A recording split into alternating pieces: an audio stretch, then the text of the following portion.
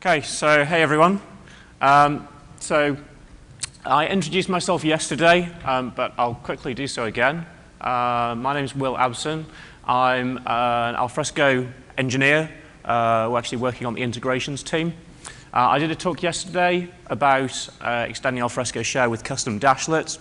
And I want to talk today about something slightly different but related topic, which is adding support for different types of previewer in share. So we're going to spend about 50 minutes exploring this topic. Mix of slides. I've got a practical example here as well. As with my talk yesterday, all the code that we're going through is actually on GitHub. So if you really want to, as one guy did yesterday, you can even download it, pull it down and check it out on your laptops while I'm doing the talk, if you wish to. It's not compulsory. So I'm going to assume a little bit of knowledge here. Hands up who's worked with shared dashlets before in any sort of development context?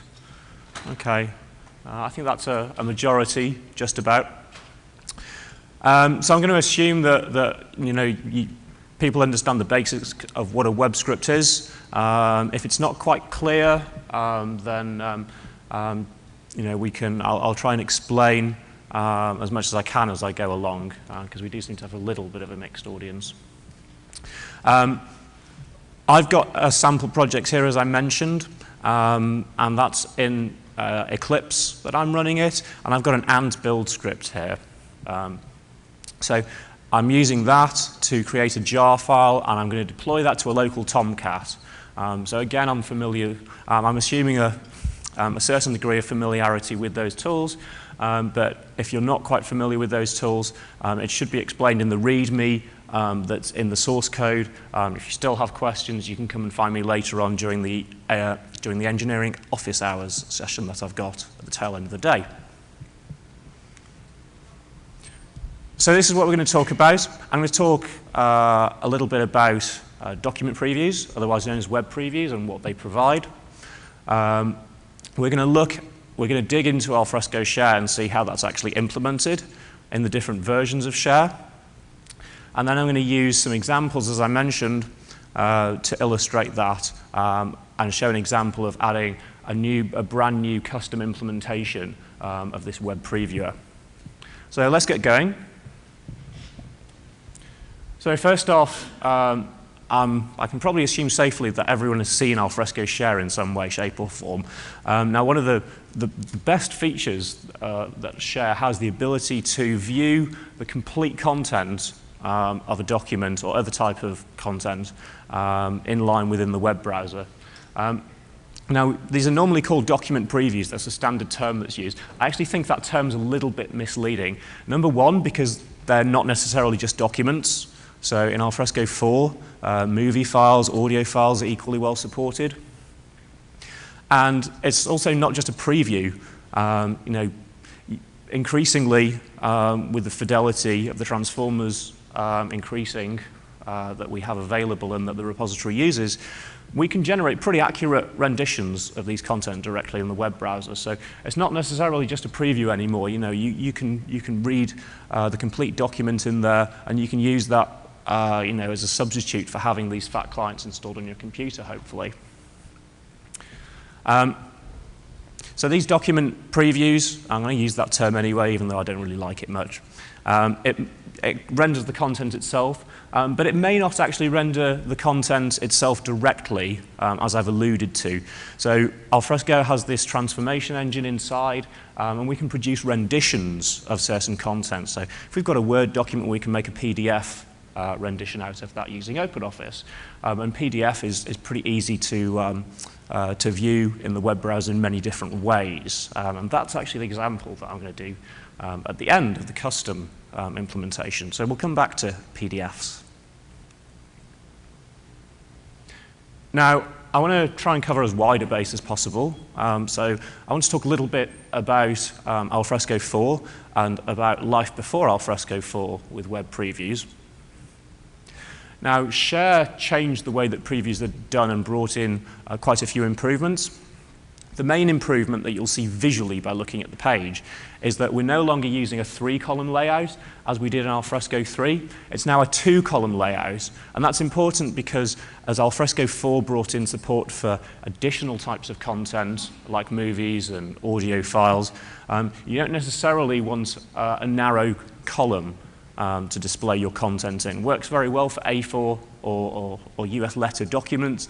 Doesn't necessarily work very well for other content types.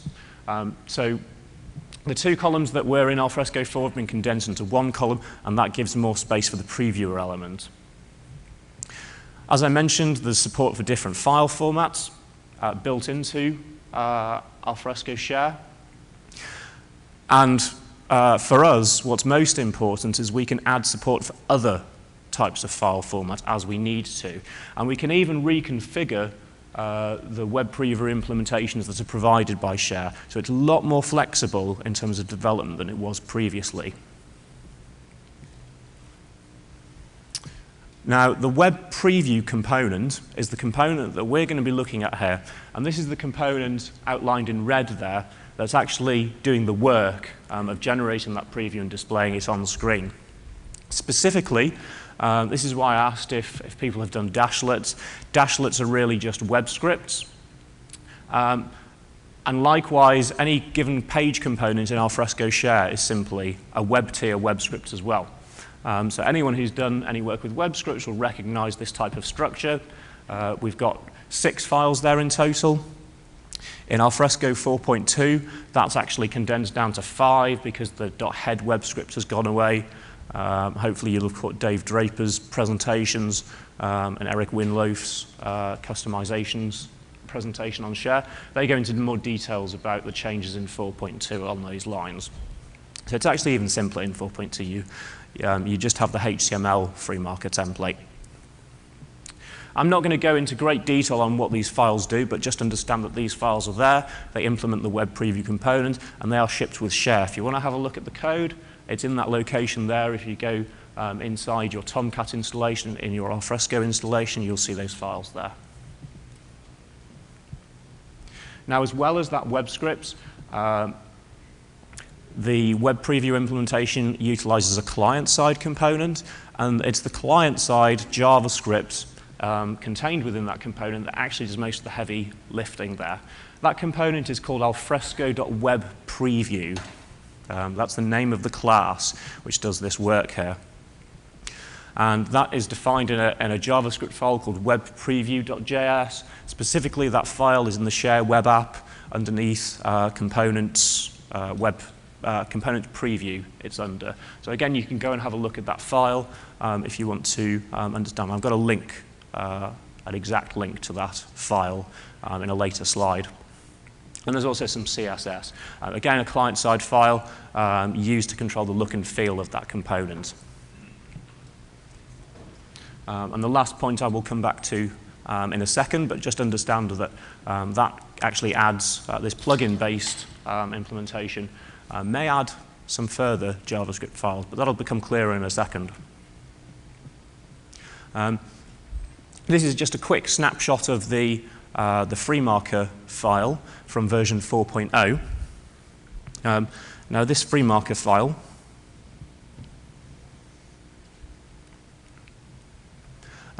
it's doing a couple of things here. So if you follow my pointer here, first off, we're putting a script tag into the HTML that will be read into the page. And within that script tag, we're setting up an instance of this web preview JavaScript object. We're not explicitly running any methods on this, other than to say we're going to set a few options on it. And we're also going to add some localized messages so it can display those strings in the UI. Those objects come from the framework that render that web script, so you don't need to worry too much about those.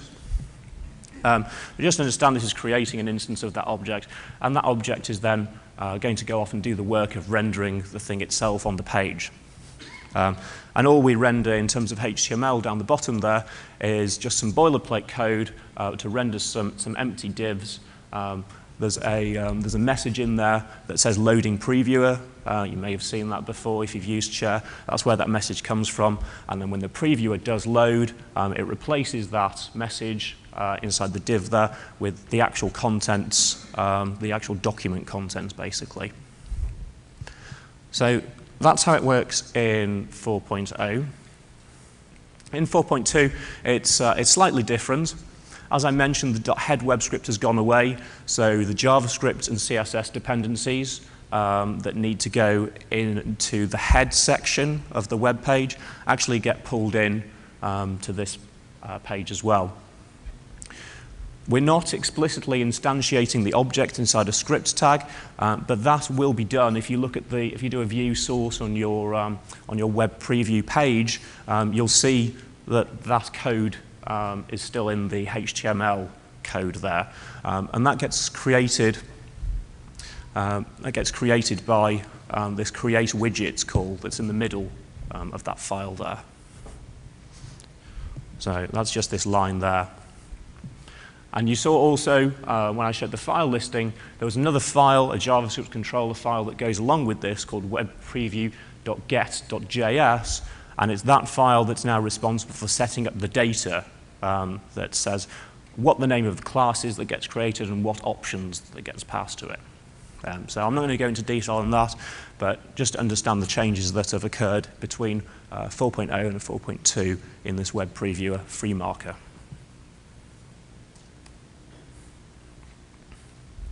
Hopefully this diagram will explain a little bit more about how that component, that web script, fits into the overall page. So if you look on the left-hand side there, we call Alfresco Share, we generally refer to that as the web tier. It's distinct from the repository tier, and it can run in a different Tomcat. It will always be a different web app. You can run it in the same or a different Tomcat. It runs Surf, and Surf has web scripts included with it. So we've got this page. Surf supports this notion of a page, and the page is called document details. Within that page, I've just showed one component there, but a page is made up of multiple components. So you can imagine that outer white box is the page itself, and then sitting within that page is this webpreview.get component. So I haven't shown the other components, but that's sitting within the page. Now, we had a look at that component. We saw that when it renders the HTML, it doesn't render the content itself. Instead, it defers the work to the client-side code running in the web browser. So that arrow denotes control going over to the web browser. When the page is loaded, this instance of alfresco.webpreview loads up and then generates the relevant content to go inside the HTML components on the page there. So we've got this web tier, and we've got the client-side code, and there's interaction going in between the two. The only issue with this is that you can't really extend this very easily. This alfresco.webpreview, it can do the work. You've got JavaScript code running in within there. You could manually update that file and put some new JavaScript code in, but that's not very extendable. When you come to upgrade your version of Alfresco and Share, you're going to have to go through and probably rewrite your code because Alfresco will have made changes and your code might not be compatible with that.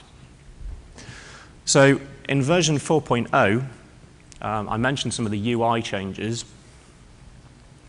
At the developer level, at the code level, this is how these changes are implemented. So rather than alfresco.webpreview doing the work of rendering the components, we have this system of plugins. And plugins can support different file types. So there may be a plugin that supports there is a plugin, in fact, that supports the Flash previewer. And there's other plugins that support web and audio, video and audio content. So I've got a list of those I'll show in a second. As a developer, we can also add our own plugins, and there's an extension point to allow us to do that.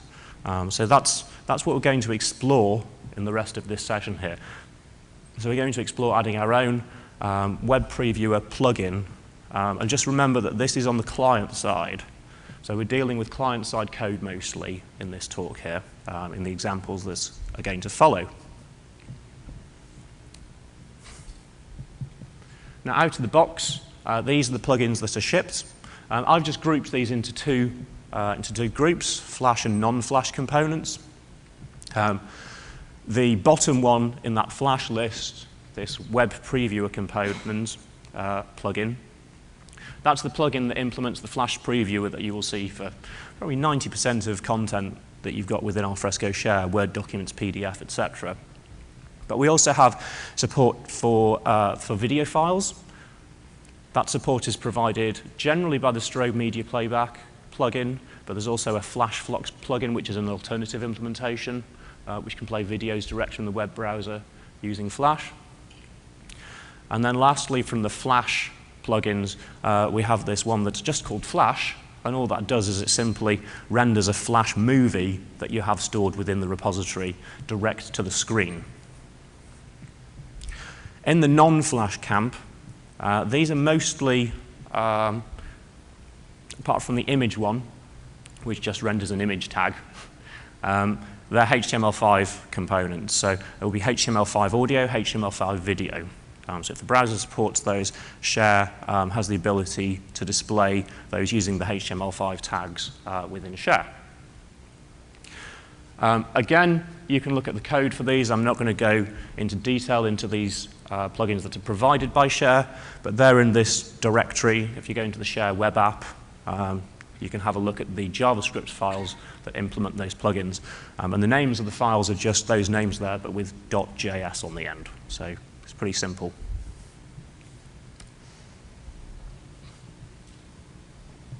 So a question that might have occurred to you is if we've got, for example, video, I mentioned video, and we've got quite a few different plugins that can handle video, how does Share know which one to use in any given circumstance? And it can be quite complex. You know, you can have different video formats. You can have different transformation engines in Alfresco that might support different renditions. And you can also have different browsers that may or may not support HTML5 or particular flavors of video within that HTML5 object. So this can be complex. And I'm going to break this question down into two parts that I'm calling plugin applicability and plugin ordering. So plugin applicability, given the circumstances that we find ourselves in here, you know, both on the repository, attributes of the file itself, and things to do with the web browser, which plugins can be used? Which plugins can we try to use here? And then the second question is, once we've got that list, we know what plugins are possibly applicable to our circumstances, which plugin should win there. You know, clearly we can only have one instance on a page, so we've got to decide somehow how to do that. So that's plugin ordering. So plugin applicability is probably the key question here. So there's two ways in which Share decides which plugins are applicable here. And the first method here is using static configuration. Now, we saw this web preview.get.config.xml file in the list of files that were provided in the web preview component. So this has XML configuration in it, and based on that XML file configuration, it determines the plugins based on the MIME type of the file and based on also the renditions that are available of that file. This XML config expresses which plugins can be used for those file types. So it's just based on the MIME type, really, and the MIME type of the renditions. And based on that, this web tier, web script, can get a list of candidate plugins that could possibly be used here. So we can have a look at that XML file config. So this file is actually quite long if you look at it. I did have the link in the earlier slide. If you want to have a look at this file within the Share web app, you can do that. I've just displayed the first couple of sections here. So we've got this top-level container called plugin conditions, and then within that we've got a number of conditions. those conditions evaluate on the renditions available, which are actually called thumbnails here. Those terms are pretty interchangeable in Share. And the MIME type of the file. And those conditions are ANDed together. So this first condition element here says that for MPEG-4 videos that have this image preview thumbnail available, image preview is the static image that you'll see in the shared document library. So this is basically just a splash image. So if we've got FFmpeg installed, it might have generated a splash image and stored that as a rendition. There is configuration in the Alfresco repository to do that out of the box if you have FFmpeg installed on your server. So it's saying if both of those conditions hold true, these are the plugins that should be tried. And those plugins are defined in the child elements here, these plugin elements here. The name of the plugin is specified as the text within that element, and there's also some attributes on that element which provide configuration to the plugin. So we'll come back to that configuration in a second. But just understand that this is how the conditions are expressed for now, and there's a long list of those in this out-of-the-box webpreview.get.config.xml.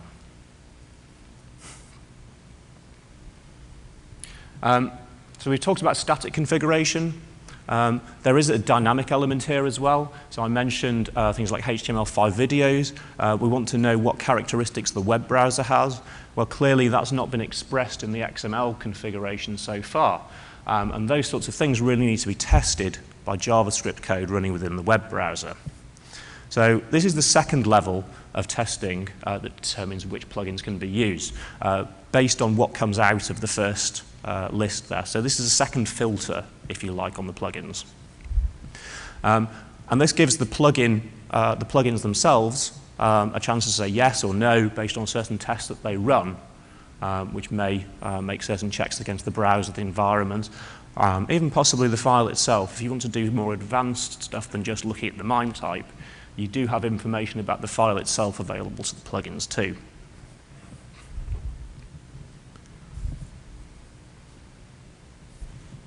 If you want to see how that client-side filtering works, you can actually look in the client-side component, alfresco.webpreview that I mentioned earlier, which is implemented in this JavaScript file that's provided by Share. So you can look in the JavaScript code and see how that's done. I'm not going to go into it in great depth, but we will consider it for the next plugin that we're about to look at here. So that's plugin applicability. It's static, but there's also a second dynamic element. Plugin ordering is really just taken from that static configuration in webpreview.get.config.xml. It's the order in which the plugins occur in that file, are listed in that file, determines which ones will be used first. There is a slight exception to that. From the ones that can be used, which are applicable, the framework will actually try and use those. It will try and instantiate an instance of those and then call it to render the content. If that actually fails, there is failover built in, so it can fall back to the next plugin in the chain if there's more available. But generally, the order is determined by the order in which they occur in that XML config file, and it's important to note that it's the first one that wins.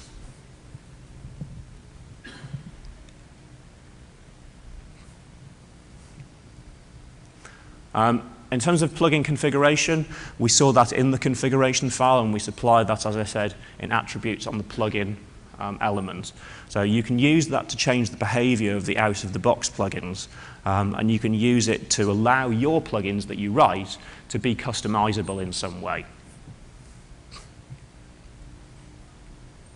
So we should now have a fairly good understanding of what plugins are, how they're implemented, how they're ordered, and which ones will be used in certain circumstances. So now we can start to look at how we implement our own custom plugins. I'm going to use an example here. I'm going to go through a few different stages here. The first thing I'm going to look at in my example is I'm going to define this JavaScript-based plugin class. And as I mentioned, pretty much all the stuff that we're looking at here is going to be in the web browser here on the client side. So this is a client-side class defining a client-side plugin. So I'll show you that file in a minute. But I'll just first give you some details about the plugin that we're going to be implementing. So this is quite a simple plugin that displays a PDF directly in the web browser using an iframe. So that could work if you've got the Adobe Reader plugin installed. Chrome actually has a PDF plugin itself direct, which is pretty fast. So I'm going to be using Chrome for this example. I'm going to assume that all my employees in my organization have Chrome or perhaps a PC with Acrobat installed on them and a browser plugin. So this can be used as maybe a Flash alternative for displaying PDFs within the web browser. The code for this example is on GitHub. That's the link there.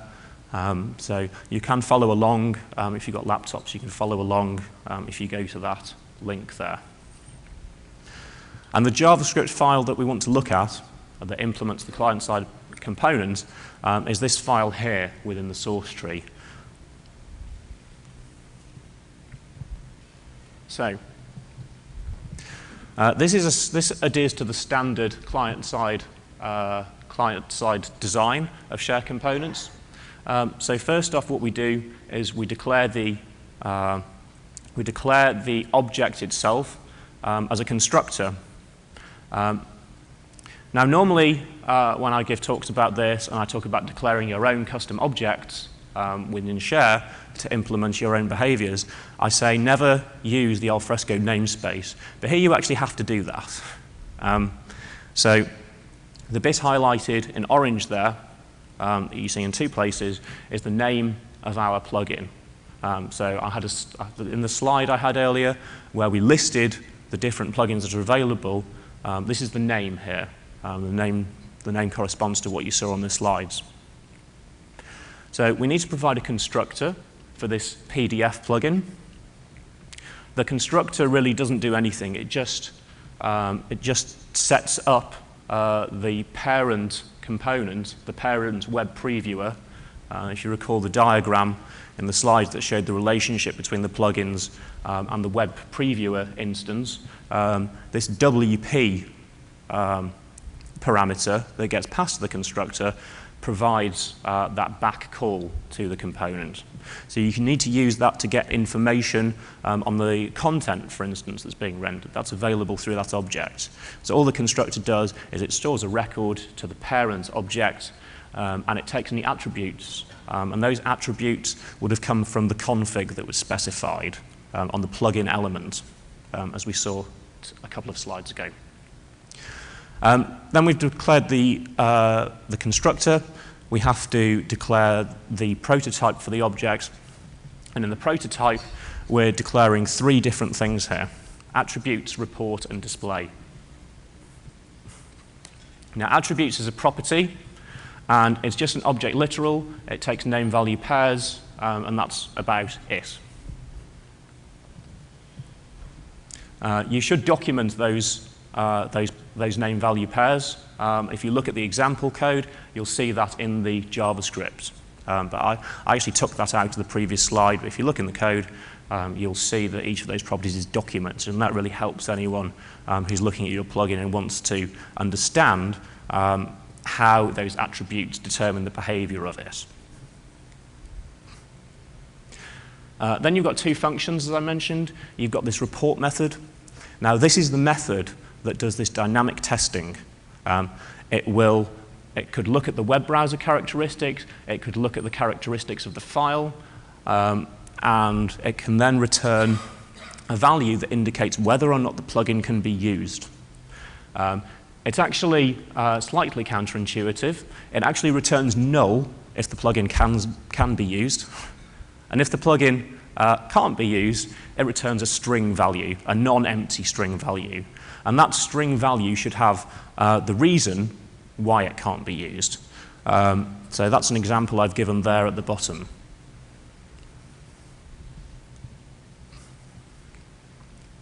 The second function, the second method of this plugin class is a display method. Now that does the work. That does the real work of displaying the content on screen there. And it can do that in two ways. It can return a string value that the parent component will then insert into the DOM, or you can return null, and you can do any DOM manipulation manually within this plugin yourself. So if you're doing more complex stuff, you would normally use that second method there, that second way of doing things. But our example is fairly basic. It's just returning an iframe, the markup for that. So we're going to do the former in our example. So that's just a summary. Now, we've implemented our custom plugin class. We now need to make that available to the web browser. So specifically, it'll get pulled through in the head section of the HTML file. We can do that using an extensibility module from 4.0. There are other methods. I actually did a Tech Talk Live webinar when I talked about the other methods about 6 months ago now. But I'm going to focus here on this extensibility module because that's fairly well used now, fairly well tested, and works fairly well, as you've hopefully seen from the other talks. So in 4.0, we can express our dependencies for these client-side JS files in this .head.ftl web script, as I mentioned earlier.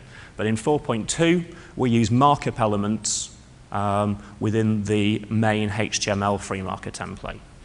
So we just need to reference that file that we've just created that contained our class. That's an example of how it'll be done in 4.0. And you also need some XML configuration that ties that override to the parent web script.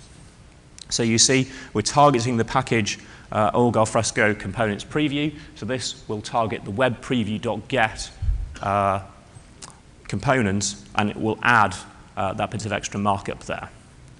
And that's the same on 4.0 or 4.2, doesn't matter. So we've implemented our plugin class, and that's available to the web browser. We also need to consider if we've got custom strings in our UI. This example doesn't really have too many of those, but if it's a complex UI, you might have quite a few. You need to add those to the component again, to the web preview.get component. And we're also doing that using our extensibility modules. So we've got this properties file here, and we've just got one label here. And that will contain the text to return if the file is too big, as determined by the report method. And then lastly, in terms of things that we're providing here as the developer, we need to provide maybe some CSS, some images that are used. This example doesn't really have too many in either of those departments. It's just an iframe.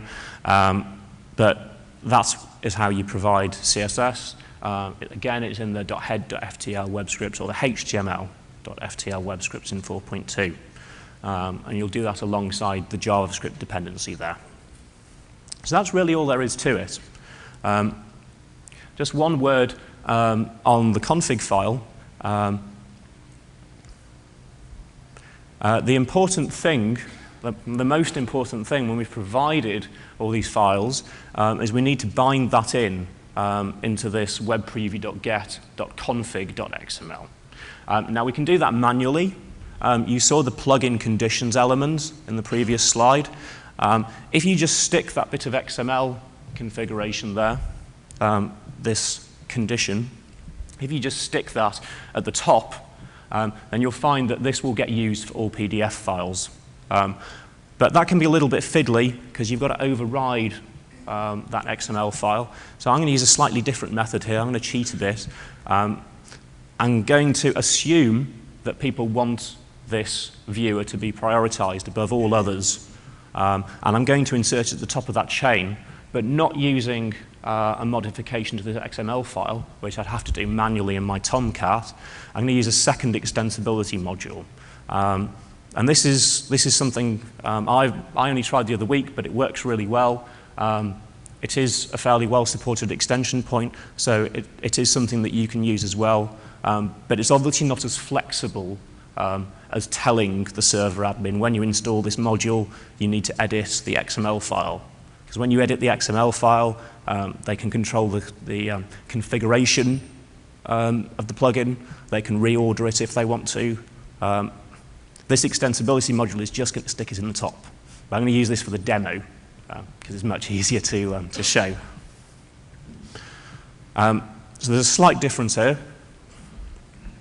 This second module is named slightly differently. I've just called it -config. I've just added that onto the name. So if you look in the source tree, you'll actually see two modules that are defined, and that's the difference between the two.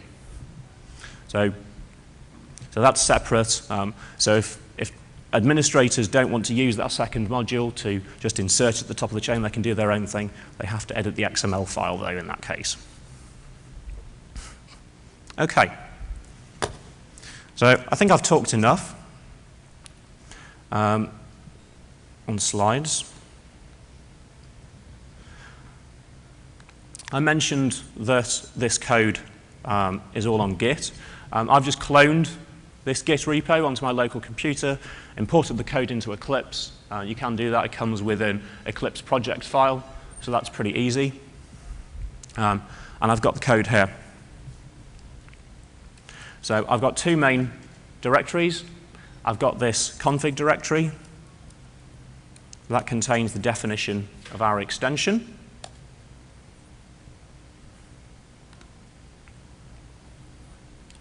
And there's two modules that are defined in that extension.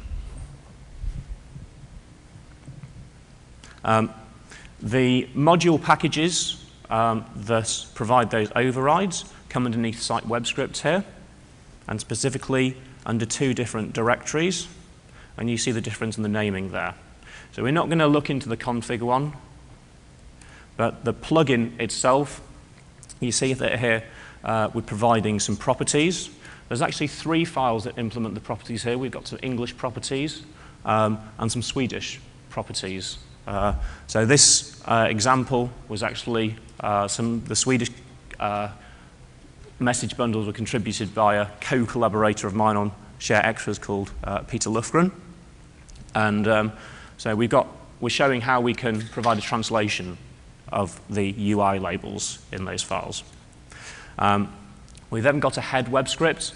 So this is the 4.0 style, but I have provided the 4.2 style as a different branch in GitHub. So if you go onto the GitHub repo, I think it's called 4.2 compat or something like that. You can compare the two. You can see the difference there.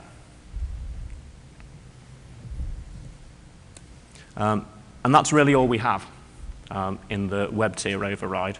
Then we have our client-side files. I have a CSS file. It doesn't really do anything because all we're going to do is stick it in an iframe. It just gets rid of the border, basically, and makes sure the width is the full screen width. And then everything else that I've mentioned on the client side is defined in this custom class here. So this is called PDF. So this is the same as we saw on the slides a minute ago. We've got the constructor. We have this attribute container. You see here, I've actually put a value in there.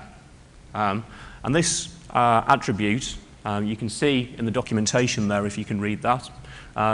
It's setting the maximum size of PDF. So if we've got 100 meg PDF, we probably don't want to render that in an iframe in the web browser. It might well keel over, so especially the Acrobat one. Chrome seems to be better. But I've set that at 2 megabytes. I believe that is, if I can parse that by eye. But we could override that if we wanted to in the config.get.xml file. So we can change those attributes. Then we've got a report function.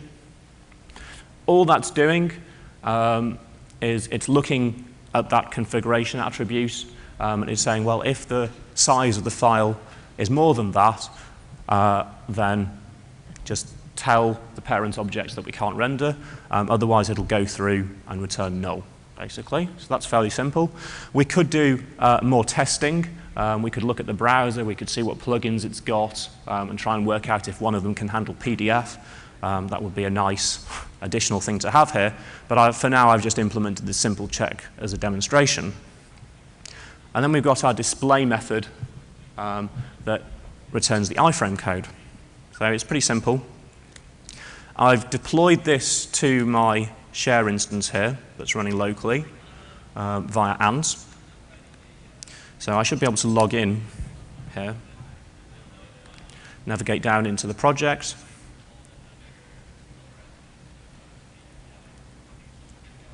I've added this PDF document here for testing.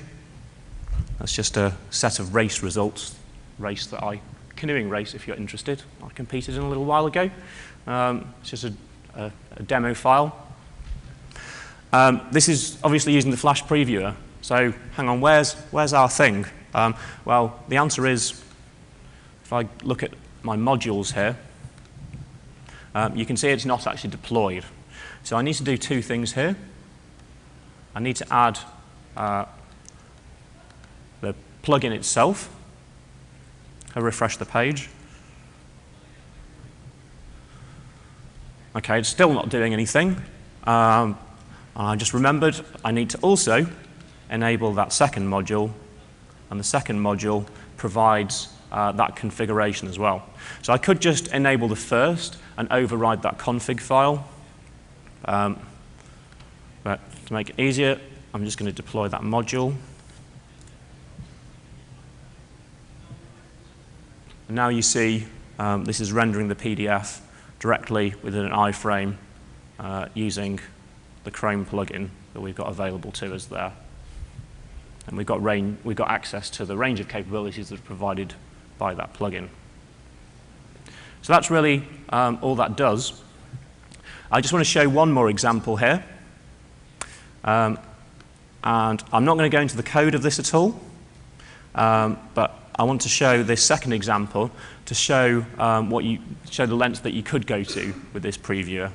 This is a related previewer. It was developed by Peter Lufgren and myself in Share Extras. It's there. You can download it, try it out. The latest features are only in trunk in SVN, but we are having a release soon encompassing these new features. And this is a PDF.js viewer. So I need to add that module. And I've also got, similarly, some configuration that enables it. Nice thing about configuration modules is I can actually move these up and down.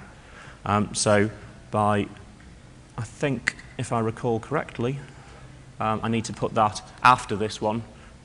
But just so I'm not wasting time, I'm actually going to remove that to make sure it's not inputting the config for the first one we showed.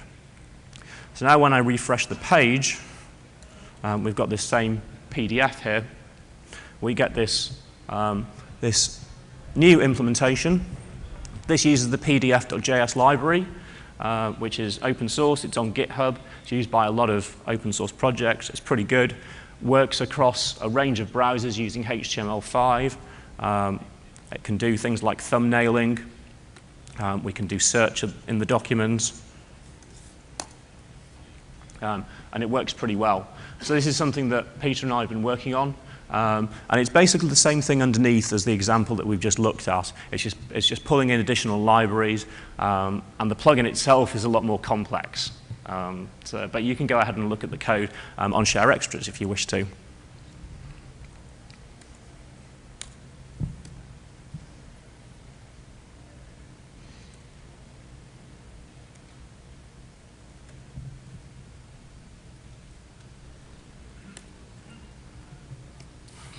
Okay, so in summary, we've looked at the web preview component. It's an important part of Share.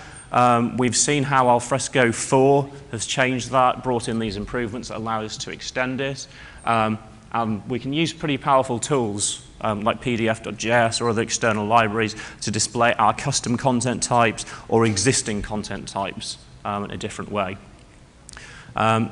So that's really all I wanted to say. Did anyone have any questions?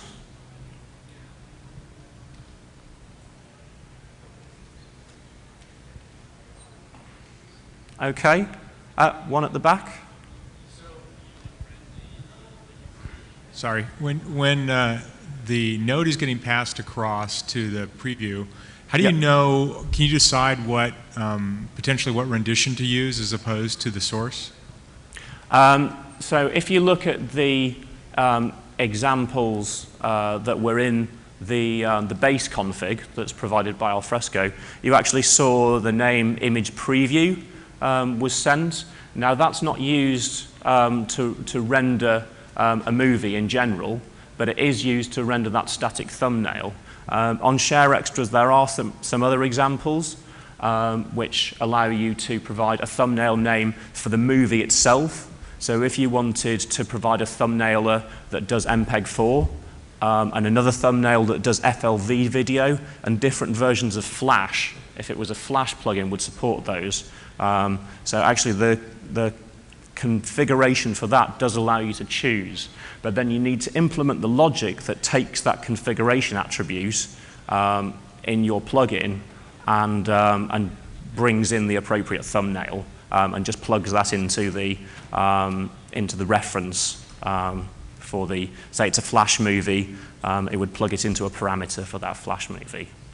So yeah, you can do that, and there's an example. Another one in Share Extras, I think it's called FLV Viewer or something like that. You can go and take a look at that.